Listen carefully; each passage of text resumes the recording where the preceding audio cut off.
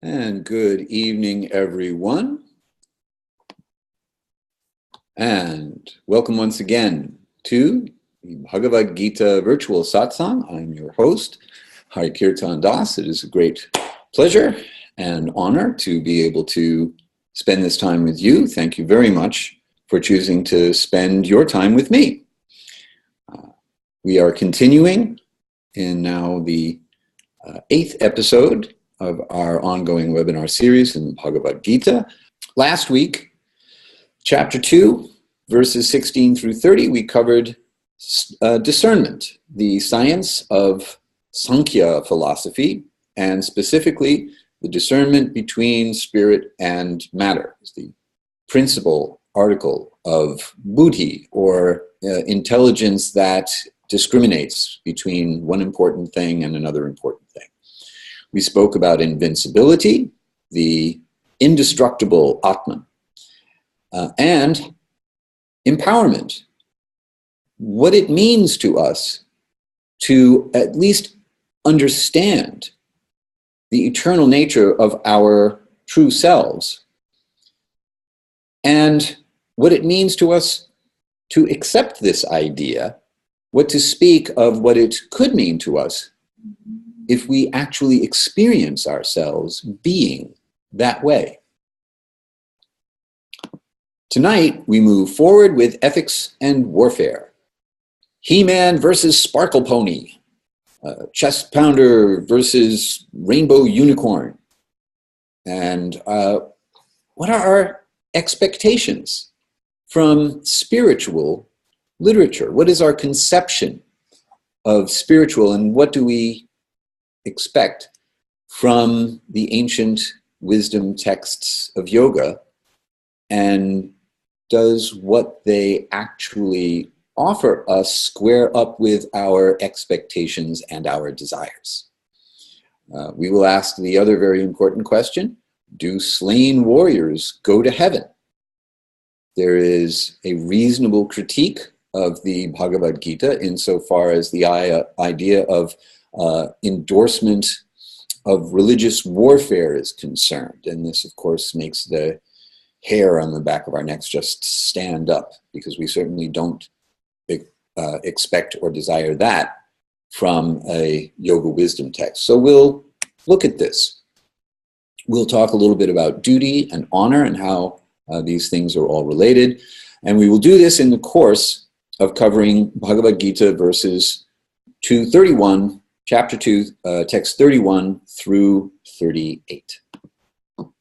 Okay, but first, I'd like to go back to something that came up in the questions and comments last week, which concerns the idea of direct and indirect interpretation, or the idea that the Bhagavad-gita is symbolic literature, that it doesn't necessarily mean what it says, specifically insofar as the battlefield, the armies, the idea that the battlefield is a metaphor, that the opposing army is a metaphor for our ego, and that's really who the enemy is, and there's no real war.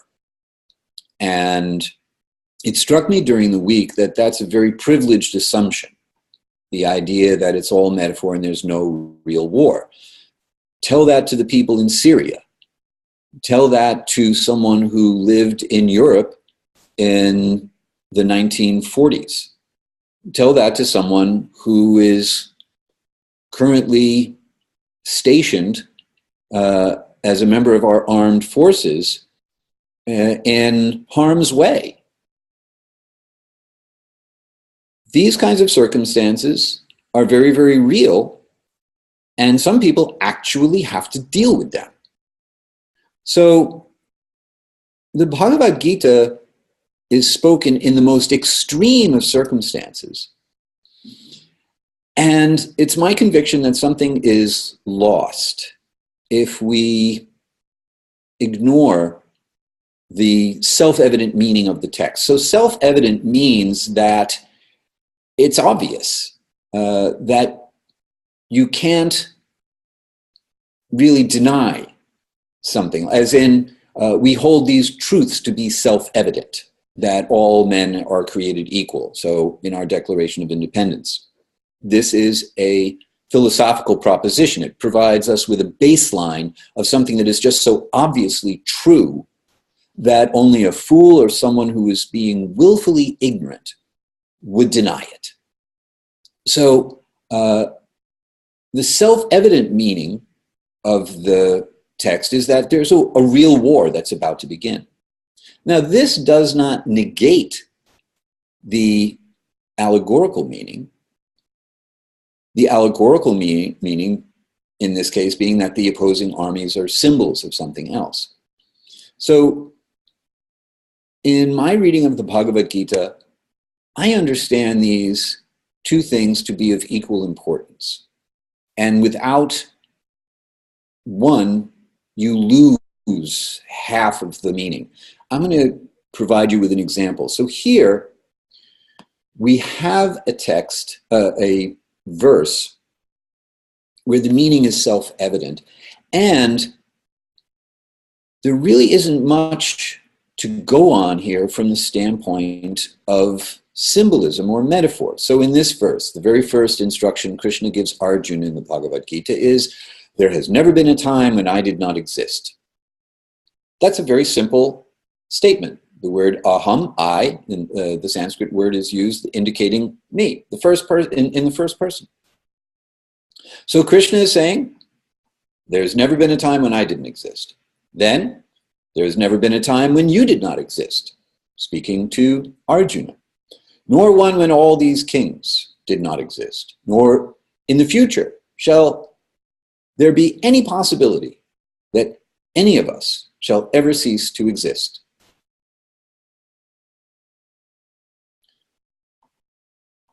That's a very clear statement that does not need any interpretation or any symbolic overlay. Now, what happens when we feel an obligation to allegorize the entire Bhagavad-gita? Well, you get commentary on a verse like this that brings in elements that are not present in the verse. And I'm going to give you an example. This is a paragraph of commentary from one edition of the Bhagavad-gita where the assumption is that the plot and the circumstances and the people involved are all symbolic. So here we go.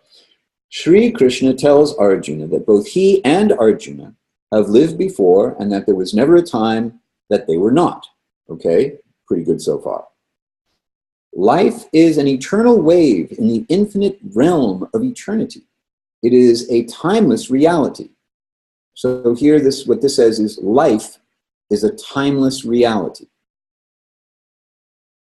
I'm not sure exactly what that means. If one becomes aware of that, he is free from sorrow. Ordinary human beings have only knowledge and awareness of the mortal part of life. They think and talk within the apparent reality where death and birth are experienced.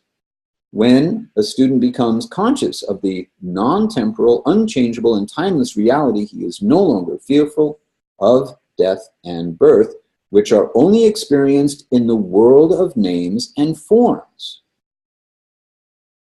There is nothing in this verse where Krishna denies the reality of names and forms. Krishna says, I have always existed. And he's got a name, Krishna, and he has a form. And as we will read later on in the Bhagavad-gita, Krishna will make it clear that his form is categorically different from the forms that you and I inhabit, in that so far as Krishna's form is not made of matter. Now, Arjuna also has a form, and it is made of matter. But he also has a name. He has an identity. And there's nothing in this verse that says that the timeless reality of life only occurs in an atmosphere where there is no name and no form. Nor, I assure you, will we find any such verse in the Bhagavad-gita as we proceed. So here we have the danger of thinking that everything must be symbolic, and we need to read something into the verses that are not actually there. By contrast, so now here's a verse that definitely needs some help, some commentary, because it's difficult to understand. One who sees inaction in action and action in inaction is endowed with the power of discernment. Well, perhaps I am not endowed with such power of discernment, because seeing inaction in action and action in inaction, what does that mean? Among human beings, such a yogi remains situated in transcendence while engaged in all manner of activities. This requires commentary. And this is one reason why in the yoga tradition it is recommended that one approach a teacher, one approach a guru, a spiritual master, somebody who knows something that you do not know, in order to be able to penetrate the verses like this one. However,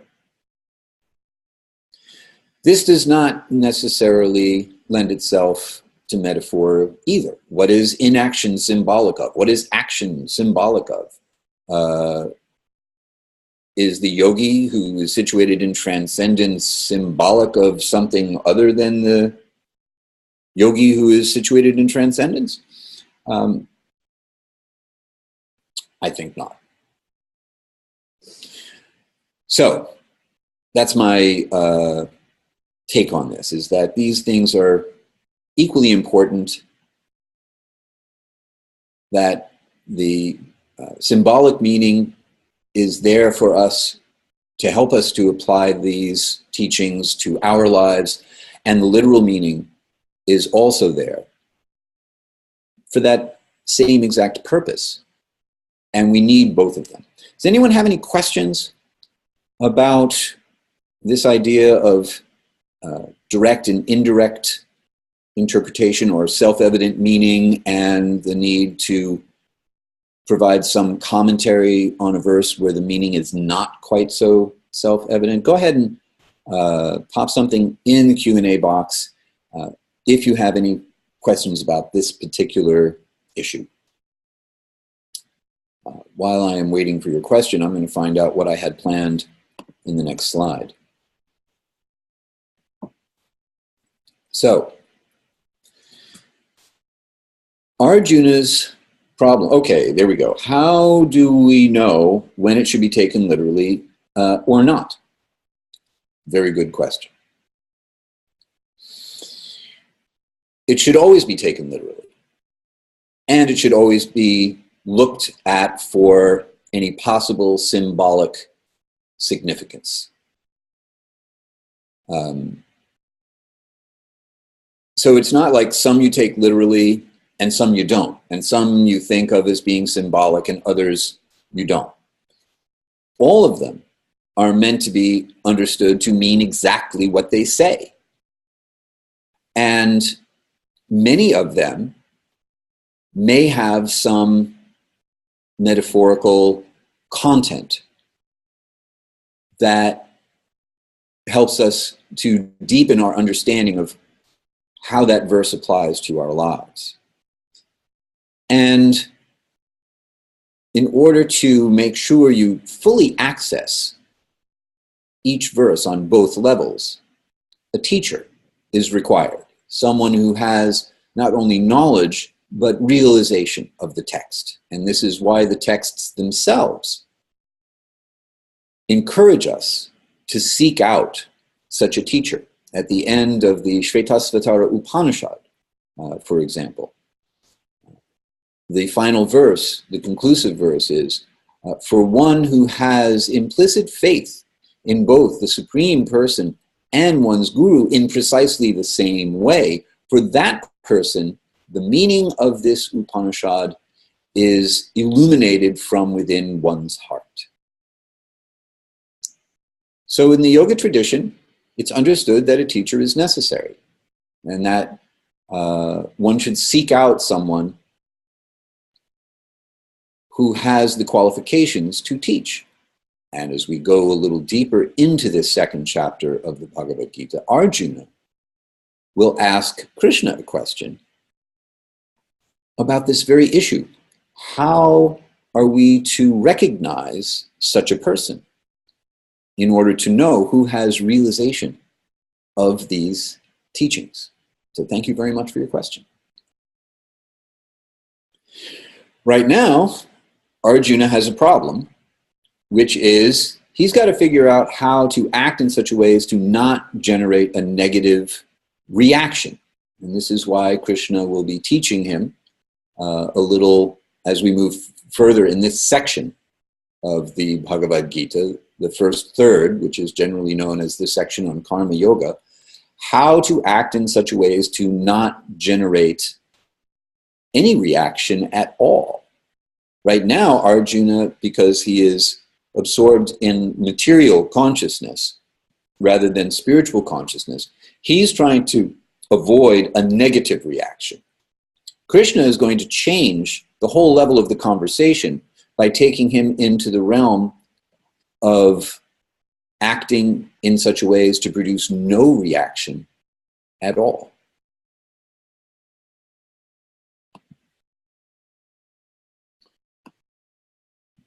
So tonight's verses are chapter 2, texts 31 through 38. I am going to read through them, and then we're going to chant the Sanskrit for one of them. And then I'll go back and take a closer look at each of these verses. Please remember, one of my recommended reading strategies is to read just the English translation of the verses through the whole chapter and then go back. And if you have an edition of the Bhagavad-gita with commentary, then read the verse in the commentary. And that way you get a sense of the flow, you get a sense of the subject matter, what exactly is being spoken of, and then you can go deeper into the individual verses. So, beginning with chapter 2, text 31, Krishna continues to speak to Arjuna. Consider as well that there is nothing better for a warrior than righteous battle. Therefore, do not hesitate in the performance of your duty. O Partha, Arjuna, such unsought battles thrust the gates of heaven wide open. Warriors are happy to obtain such a fight. If you do not fight, then you will lose your reputation as a warrior. It would be sinful for you to renounce your duty by refusing to fight this righteous battle. People will forever speak of your infamy. For one so highly esteemed, dishonor is worse than death. The great chariot warriors, thinking that you have left the battlefield out of fear only, will belittle you. Thus, those who once admired you will consider you insignificant. Your enemies will ridicule you with unkind words. What could be a greater misery than this? O son of Kunti, Arjuna, either you will meet death in battle and enter the celestial world, or you will be victorious and enjoy an earthly kingdom. Therefore, you should rise with determination and fight. Being equipoised in happiness or distress, loss or gain, victory or defeat. Fight simply for the sake of fighting, for by doing so, you shall not invite misfortune. So we'll back up one verse. This is verse 237. The Sanskrit. I will chant, and then you can chant back. Here we go. Hato va prapsyasi svargam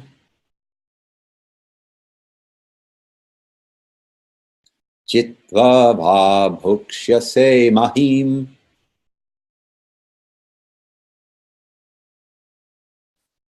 Tasmaduttishta kaunteya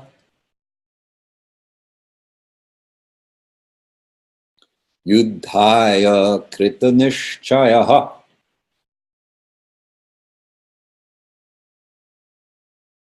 So, some quick Sanskrit review.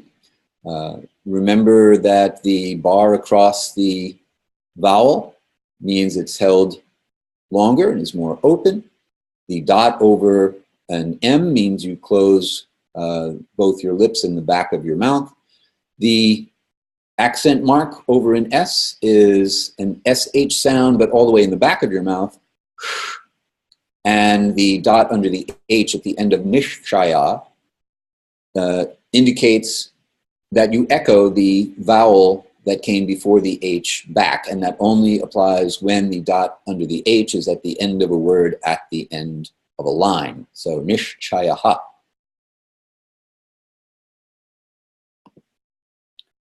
And the translation, once again, O son of Kunti, Arjuna, either you will meet death in battle and enter the celestial world, or you will be victorious and enjoy an earthly kingdom. Therefore, you should rise with the determination and fight. So, let's go back. Take a quick look at each of these verses. So, Krishna begins with, consider as well that there is nothing better for a warrior than righteous battle. Therefore, do not hesitate in the performance of your duty. And once again, we find that Krishna gives a proposition and then explains it in the very next verse. So if we were to simply take this verse in isolation, we might not understand, why is there nothing better for a warrior than a righteous fight? So in the next verse, he says, such unsought battles thrust the gates of heaven wide open. Warriors are happy to obtain such a fight. So now the question becomes, do all warriors go to heaven? On what basis would a warrior receive some reward for engaging in a fight? We'll talk a little bit more about this as we go along. If you do not fight, then you will lose your reputation as a fighter, as a warrior, and it would be sinful for you to renounce your duty. So Krishna here is kind of getting on Arjuna's case, and he's appealing, strangely enough, to his ego. He's basically saying in this cluster of verses that all these great generals who think so highly of you, they're going to think you're a coward. They're not going to think that you're like a compassionate yogi. They're going to think that you lost your nerve, that at the moment of truth you faltered and you ran away with your tail between your legs. And are you really going to be able to handle that? Seriously? So Krishna is appealing to Arjuna's nature as a warrior. There's an element of pride in a person who is by nature a great leader and a great fighter. And so better for Arjuna to die in battle than have to live with his reputation ruined and all of the people whom he admires and who admired him thinking he's like a big loser. And then here we leave off with this idea of being equipoised in happiness and distress, loss or gain, victory or defeat. Fight simply for the sake of fighting. In other words, do your duty because it's your duty.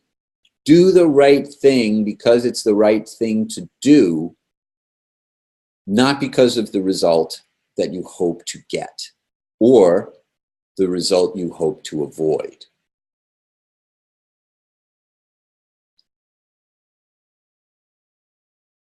We spend so much time and energy trying to control the way things go in our lives. And there are so many things that are actually completely beyond our control. And what Krishna is doing here is telling Arjuna, there's a principle here. And it's the principle that should be the driving force in your deliberations. Not the result, but the principle.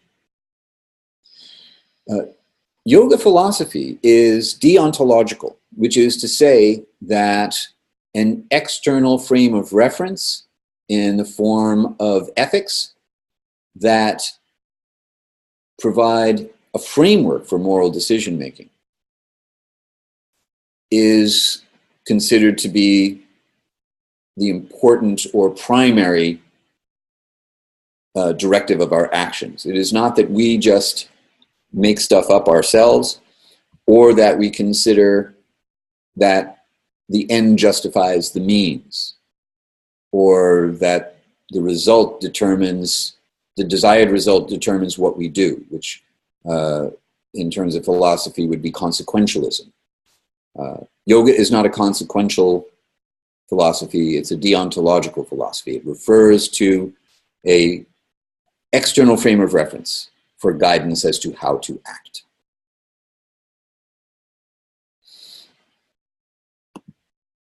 All right. So here's Krishna speaking to Arjuna, pushing his buttons, getting on his case, telling him he's got to fight. And this is not what we expect from the Supreme Being, and especially the particular form of the Supreme Being,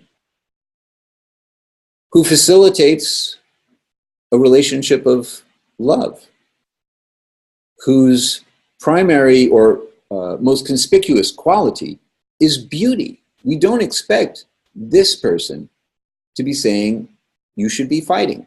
What we want is peace and love for everyone. We want everybody to be happy and love one another. Everybody can get along. And that's not what we get. What we get is death. We get the universal form of Krishna in the form of time, which will be revealed later in the Bhagavad-gita. We get destruction. We get a principle that overrides the results. And the results in this case will be war. Now the question, is it a just war? The purpose of the battle being fought in this particular place, Kurukshetra, or Dharmakshetra, the field of righteousness, indicates that Dharma will prevail. It's part of the foreshadowing that we began with in the Bhagavad-gita. And what is the function of Dharma? Dharma puts things in their proper place in relationship to the universe, to the cosmos, to that natural order of things. So Dharma is that action that creates order and balance, that brings things into harmony with the essential nature of the world and brings us into harmony with the essential nature of the world. Arjuna's nature is to be a warrior. There is a righteous war to be fought. Therefore, his dharma is to fight it.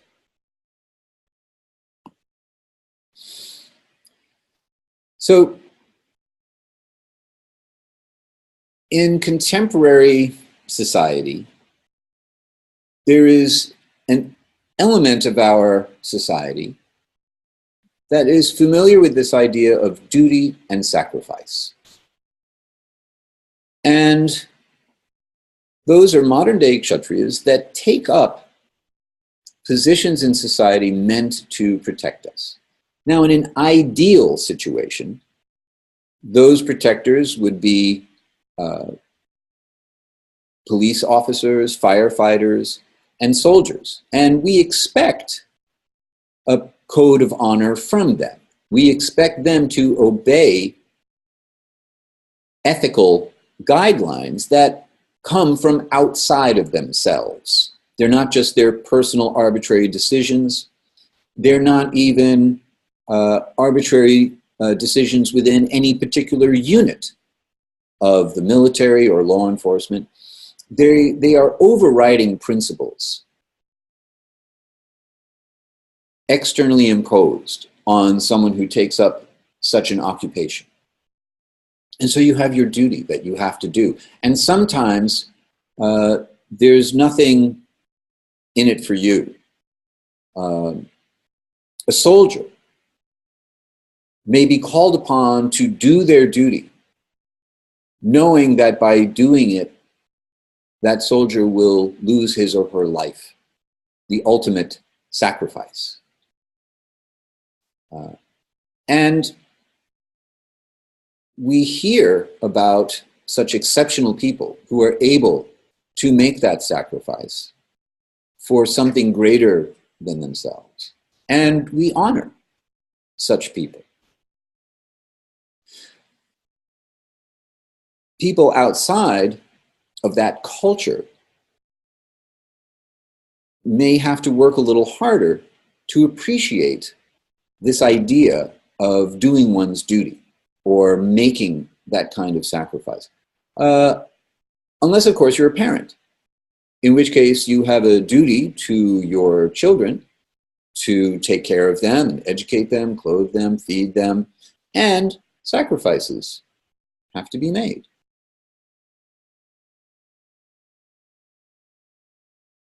So even in day-to-day life, we have this experience. So where does dharma and morality play into this? To act dharmically means to act appropriately in relationship to cosmic order. So that means that your duty, in order for it to be dharmic, has to be aligned with something greater. And this is what Krishna is trying to impress on Arjuna in this section. The idea that if he fights, he will be acting in proper relationship to cosmic order. And if he doesn't, then he will be acting out of harmony, disharmoniously. And that disharmonious action or failure to act is, as we've described in previous webinars, what constitutes sin or an inglorious action, an action that brings about misfortune, bad karma, essentially. So while Arjuna is thinking, if I cause the deaths of everyone on the battlefield, I will invite misfortune, Krishna is telling him exactly the opposite, that if you don't fight, because this is a righteous fight, and the fight itself will establish dharma, then you will actually incur misfortune or sin. So, my question for you: does God command a particular action because it is morally right, or is a particular action morally right because God commands it?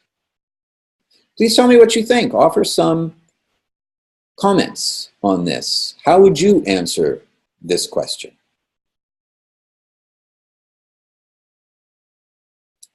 This question, or a variation of this question, was asked by Socrates. So just so you know, I didn't come up with it all by myself. I had help. All right, so one answer is neither. I'll probably ask for a little elaboration on that. Another answer, I'm not sure there is a difference. And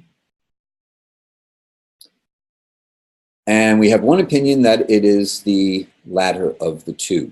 All right, so first, let's take the issue of whether or not there's a difference. Can it be either one, or what's the difference between the two? Okay. So if God commands an action because it is right, then it implies that morality exists externally to God, and God has an obligation to command in a way that is aligned with morality, which means this morality is higher than God. God has an obligation, is bound by this morality that exists somehow or other outside or beyond God. In which case, morality itself would be God, because morality is higher than God if God is subordinate to some kind of moral code. On the other hand, is a particular action morally right because God commands it? That would be kind of an arbitrary thing. God could command anything, and just because he commanded it, it would be morally right. This is almost a might makes right proposition. The question now is it part of the character of God to be that arbitrary, to say it's right because I said so? Another suggestion is that it's situational, sometimes one, sometimes the other. Well, if it's either one, then it calls into question either the power of God, the supremacy of God, or the character of God. Either God is subordinate to morality, or he is arbitrary in his pronouncement of morality. So I'm not sure that it would be situational either, based on this understanding of the implication of the question.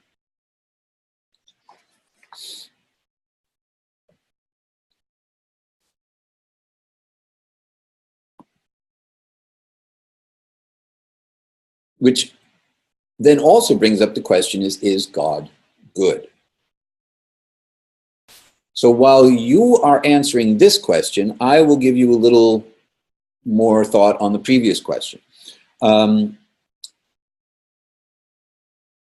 think that the answer is none of the above. Morality is not an arbitrary function of God's power, nor is God accountable to higher law outside of himself. For example, would it make sense for God to proclaim that doing harm to rainbow unicorn is good? Not really, because it's not so much a matter of command as character. Morality is rooted in God's nature. In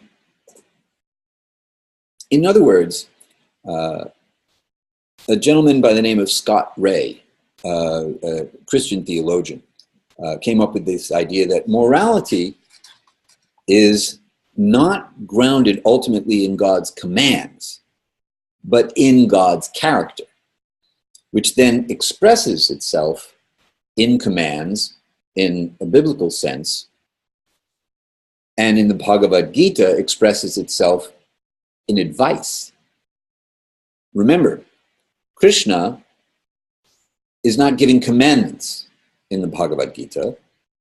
He's giving advice. he is sharing his opinion, as he will say repeatedly throughout the Gita, which is a little different mood from what we're accustomed to in Western theology. So in other words, whatever God commands or advises is good simply because it is the nature of God's character, not because it is an arbitrary exercise of God's will, nor is it an obligation that God has to something higher. Okay, a couple of other comments here.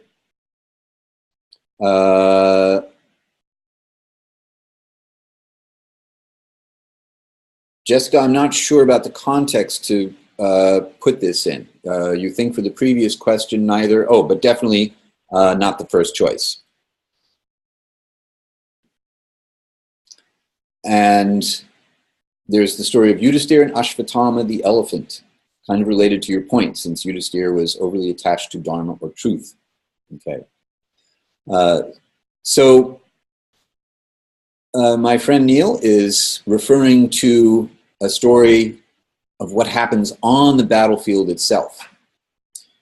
Yudhisthira is Arjuna's older brother. He's actually the one who will take the throne if they are victorious, if Arjuna and his brothers are victorious in battle.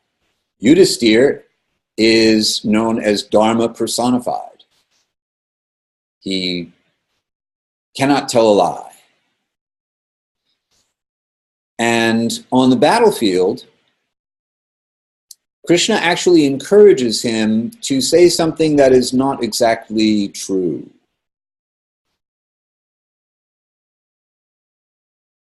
The son of Arjuna's teacher is on the opposing side. His name is Ashvatthama.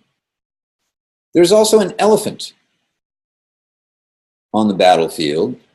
This is old-timey battle. And one of the elephants is named Ashvatthama. Krishna knows that the mighty warrior who has taught Arjuna the art of fighting and is now on the opposing side will feel disheartened if he thinks that his son Ashvatthama has been killed in battle, and will give Arjuna and his brothers an advantage. So he tells Yudhisthira, proclaim very loudly that Ashvatthama is dead. Yudhisthira can't do that because it's dishonest. Krishna insists. And then the elephant, Ashvatthama, is killed. Now he can say the truth. And Yudhisthira proclaims very loudly, Ashvatthama, the elephant, is dead.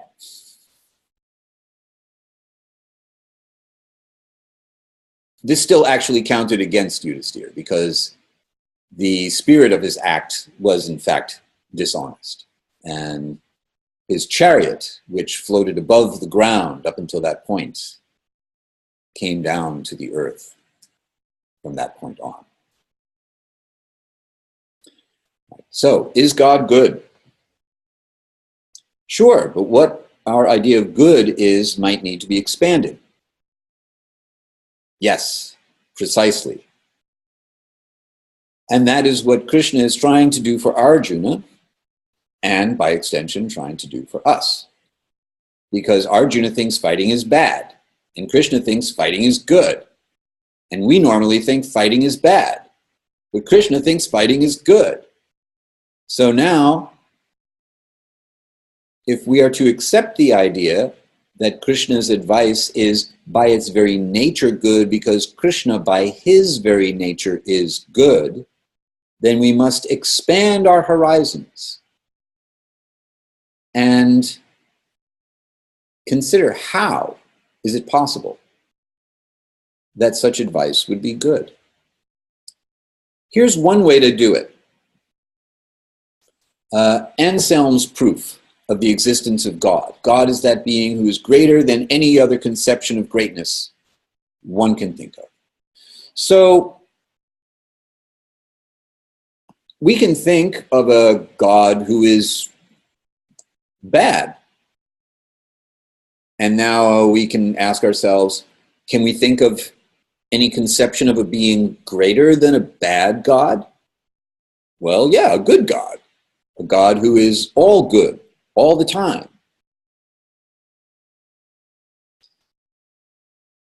Therefore,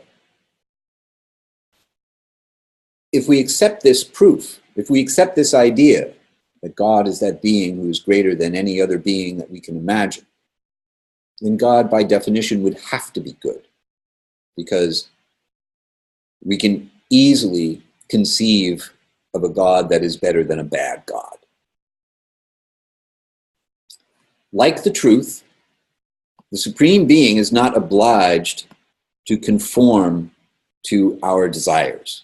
The truth is not always what we want it to be. And the truth doesn't have an obligation to be what we want it to be, and neither does the Supreme Being. So when the Supreme Being speaks the truth and we don't like it, that does not mean we should reject either this truth or the being who spoke it. But rather, if we accept the idea that the being who spoke it is in fact the Supreme Being, and therefore what is being spoken is necessarily true, then our job becomes to figure out, in what way is it true?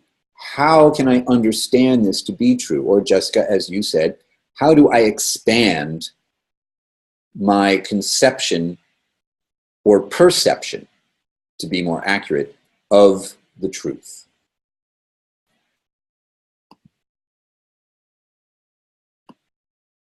And there you have it, tonight's program. Let's just see if I forgot anything.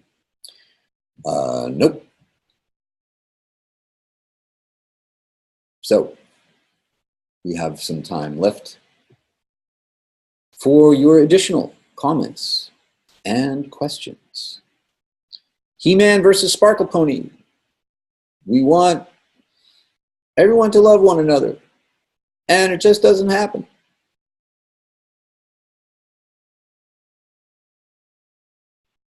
And that, just coming back to this for a minute, that doesn't necessarily mean that the Gita and the scenario of the Gita should be rejected on the idea that, you know, this is guys being guys.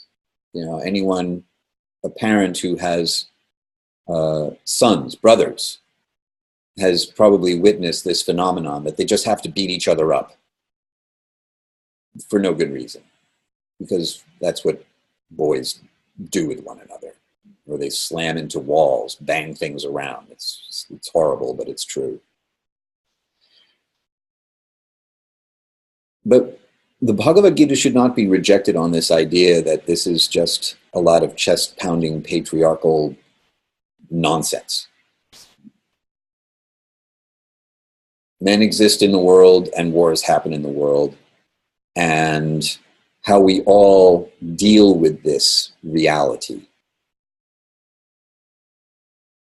This is what we can learn from stepping into Arjuna's position. Jessica, what do I think about the verses where it appeals to Arjuna's ego? Krishna knows Arjuna better than Arjuna knows himself. And the objective is to get Arjuna to fight. You can't fight if you're not angry. Anger is an energy that can also be utilized in service to righteousness, to dharma. Some things should make us angry, and we see it all the time. A couple of guys waiting for their friend at a Starbucks get arrested. That should make us angry.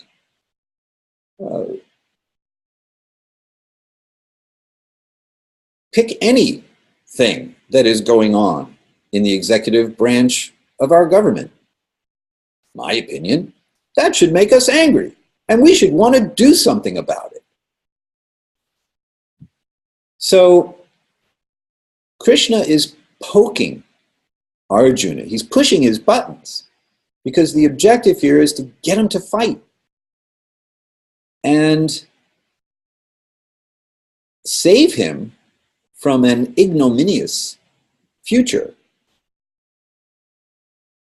There are things worse than death.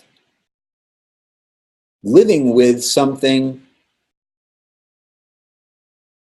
like the regret that you could have and should have done something that you didn't do, and it had serious consequences for others.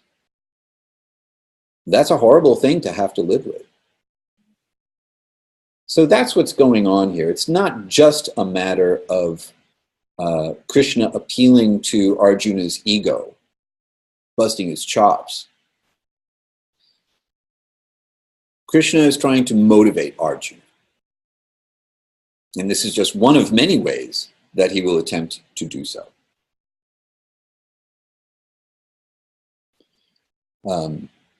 From Neil, also, the idea that taking the verses in context.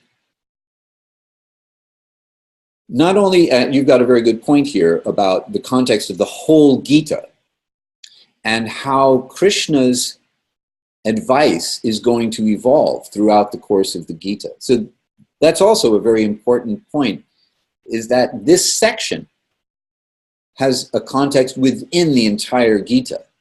And the nature of Krishna's persuasive arguments will also evolve as Arjuna's understanding of what he's being told evolves. So thank you. Good point. We should not take individual verses in isolation, but rather look at what's around them. And then these clusters of verses also have their context within the chapter. The chapter has a context within the section has a context within the whole work. Any other questions or comments about this portion of the Bhagavad-gita? While I wait for any last questions, I will remind you that you can send me questions after the fact, and Bonnie, I haven't forgotten about yours, to Hari at Hari-kirtana.com. I am sitting on the edge of my seat waiting to hear from you. I love to receive correspondence from you and wait anxiously for the opportunity to engage with you via email. So please do that. Some of you may be interested in finding out a little bit more about just war theory. So here are two really long URLs that you can either write down very, very quickly before I move on to the next slide, or you can trust me to send them to you in the email that I will send to let you know where to find the recording of this session.